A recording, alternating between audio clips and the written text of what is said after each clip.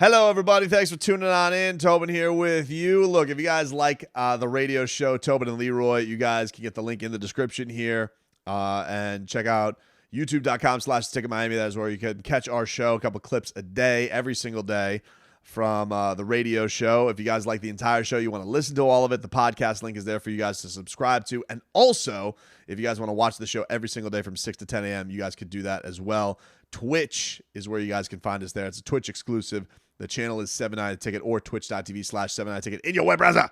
As far as this is concerned, I got Goosey's galore yesterday, dude. The goose was loose. Because the vibe yesterday between Mike McDaniel, a.k.a. McCochin, a.k.a. Mystic Mac, as Tua Tagovailoa calls him, and the Dolphins QB, Tua. The vibe between them, I mean, it's... I love it. I love everything that's happening there. I love the fact that Tua is saying Mike McDaniel is like the first guy he's ever had as an encouraging coach, like is giving him positive feedback. He said his dad, hard on him, Saban, hard on him, high school coach, hard on him, and then, throws the shade and just says, and other coaches, which I love because it's like the equivalent to Brian Flores just saying, Tua is our quarterback. Just the most nonchalant endorsement you could possibly give. But I love what this relationship seems like it's blossoming into. I know the fact that it is June, there are no football games being played with, losing streak and saying everything. I get all that. Save your comments. I'm talking about right here, right now. This is what I love. I love hearing about. I love feeling out. And it's great because I was not boots on the ground for the second day of minicamp. I was boots on the ground for the first day. Wasn't a very impressive practice. I told you guys about that. It wasn't dazzling.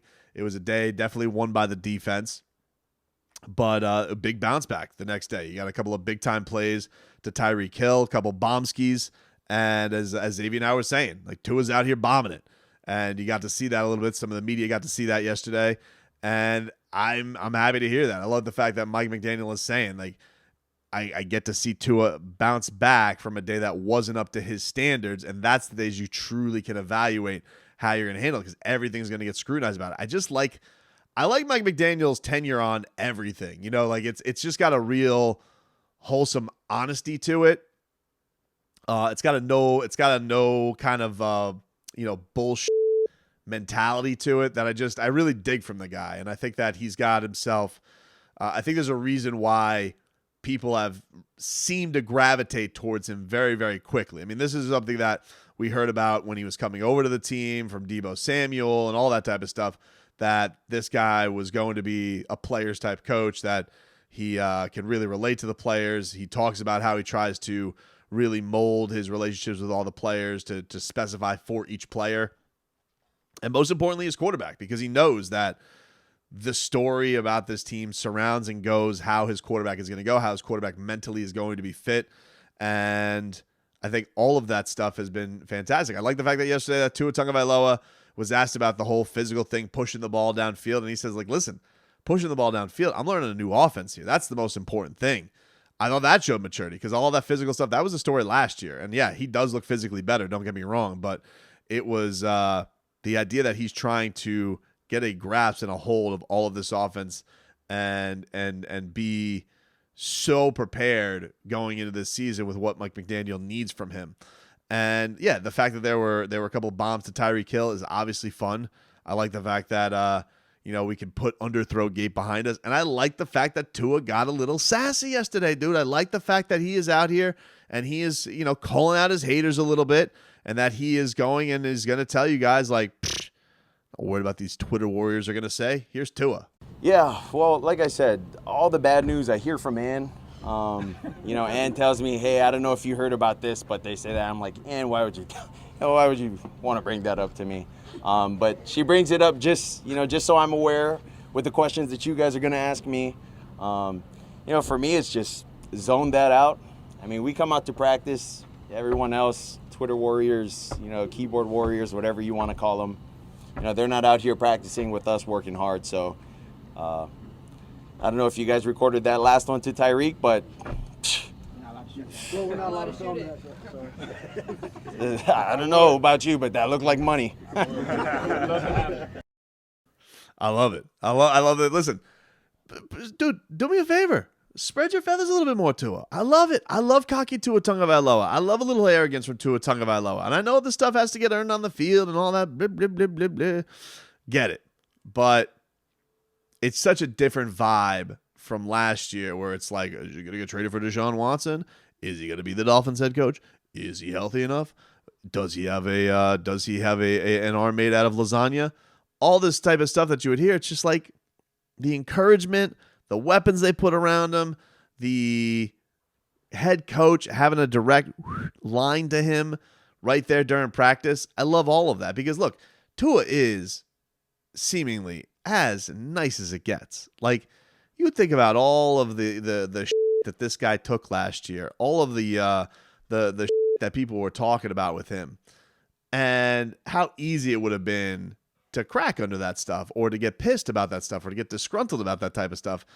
And none of that seems to be the case. The guy handled it like a champ, and in fact, handled it better than the grown-ass folk who were in the who should have been answering the questions and were ducking every one of them and were non-answering all of them and just seemingly keeping the distraction, these vaunted distractions that no football organizations want.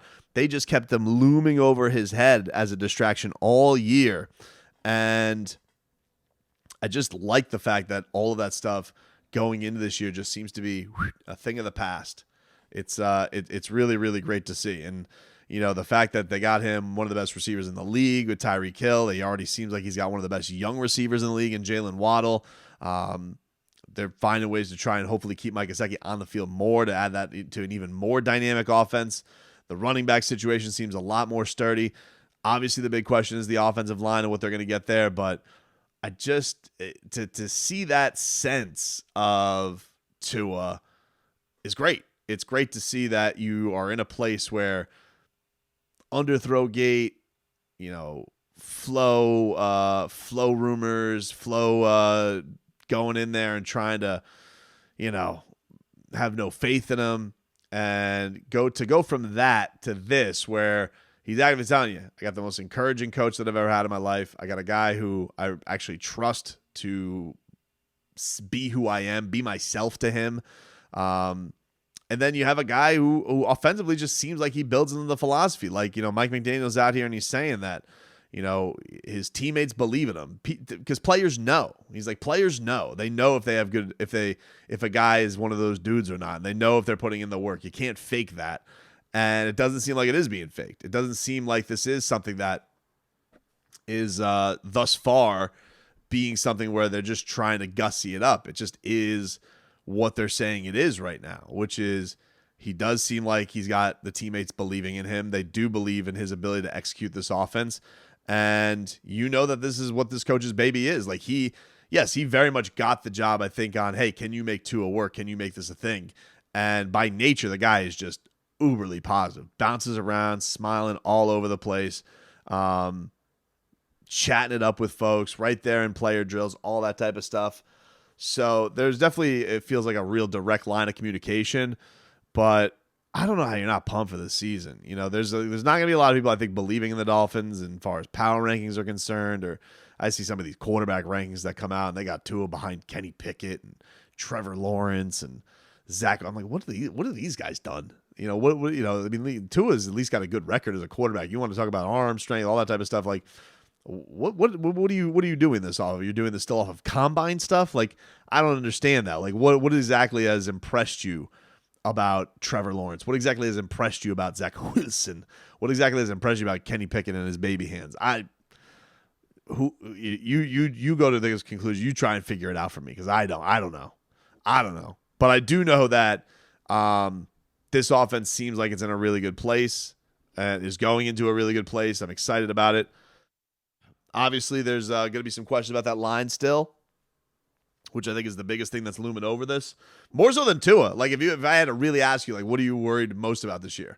The offensive line coming together or Tua Tagovailoa year 3 being able to execute with all these weapons? I'm going O-line still. I'm still going on, do they really have the pieces? We know that they spent big on a left tackle.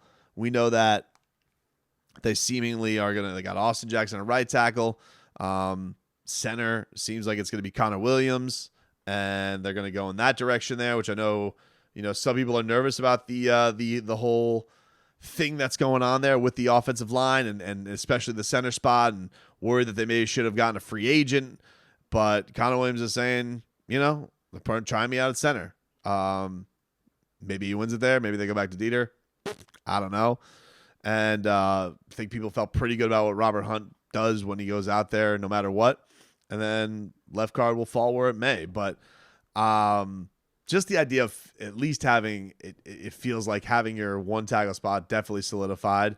And maybe this works better for Austin Jackson, flipping over to the other side. I mean, look, anything's better than Jesse Davis. I know that. All right. I may not know much, but I know that. That is addition by subtraction in the largest sense of the word. So I am it's still a question, but I feel better about all of it because I just feel like the coaching, especially on the offensive side of the football, is in such a better place than it was just a year ago. But I love me some cocky Tua. A cockatoo. Wait, what? Like a parrot spreads its feathers. A cockatoo. You know what? I'm going to find another word for that. I'm going to work on that nickname, and I'll get back to you guys.